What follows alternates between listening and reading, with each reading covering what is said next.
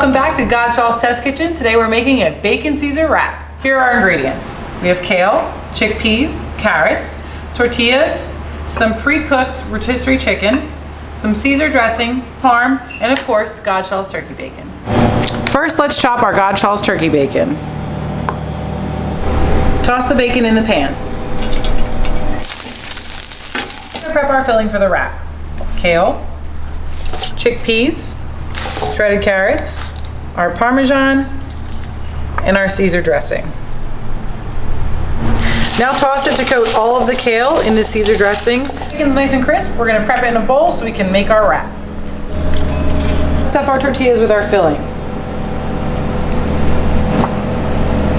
Some of our chicken, and our GODSHALL'S bacon. Let's roll these babies up. Let's cut to serve. And that's a wrap, a bacon Caesar wrap.